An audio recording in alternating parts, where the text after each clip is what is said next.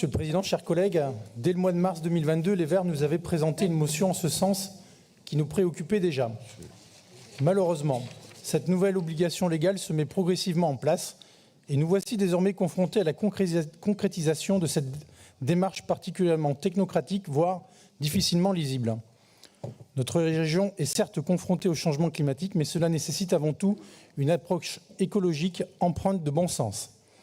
Les critères idéologiques de votre budget suscitent d'ailleurs légitimement des inquiétudes, car ils caractérisent une approche bien plus idéologique que pragmatique, en accordant une importance démesurée aux notes de l'évaluation environnementale au détriment de la viabilité et de l'efficacité réelle des projets. Cela compromet les besoins concrets de la région et de ses acteurs économiques.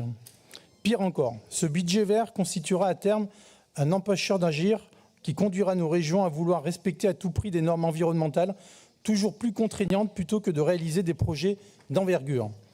Tout projet sera alors étudié à l'aune de sa comptabilité avec ces nouveaux critères d'évaluation pour déterminer s'il serait favorable ou très favorable au climat selon ceux-ci. Que deviendront les grands projets structurants dans ce cadre? Les considérations soi-disant écologiques l'emporteront sur tout le reste. En outre, la vision prédominante de votre majorité qui ressort de ce document est celle d'une forme de décroissance, de limiter nos projets à ceux qui respecteront scrupuleusement ces nouvelles règles.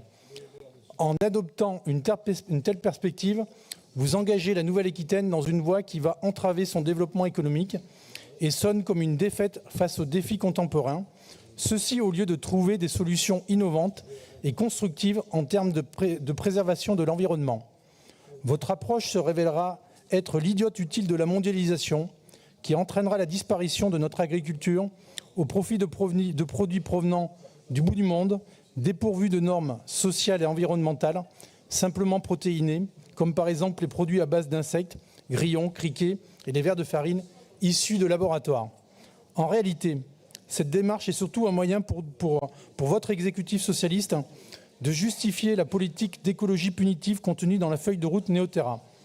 Toutes les critiques, toutes les protestations légitimes envers vos choix politiques qui font de notre région un carcan vert seront balayées par votre démarche pseudo-scientifique qui éloignera encore davantage les citoyens de notre institution. Votre budget vert s'avère être une tromperie intellectuelle et technocratique. Vous avez vendu aux néo-aquitains du rêve, mais en réalité, vous leur livrez un cauchemar. Au lieu de choisir la voie bureaucratique, nous vous proposons une approche plus humaine de l'écologie. Faisons confiance au terrain. Par exemple, à nos agriculteurs qui vivent au quotidien la réalité environnementale et n'ont nul besoin de projections complexes et de graphiques sophistiqués.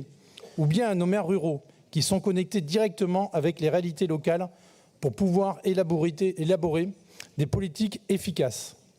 En conclusion, cette mesure s'apparente donc à un chef-d'œuvre de complexité technocratique où la logique d'une écologie hors sol prend le pas sur tout le reste, ce qui ne répond assurément pas aux aspirations des néo-aquitains. Pour notre part, nous demeurons fermement engagés envers notre vision articulée autour du localisme, c'est-à-dire celle d'une économie où la production, la consommation et le recyclage s'opèrent à l'échelle locale, favorisant ainsi le développement durable de notre région. Pour toutes ces raisons, nous nous positionnons contre votre budget vert. Je vous remercie. Ah, cher monsieur Elhoff.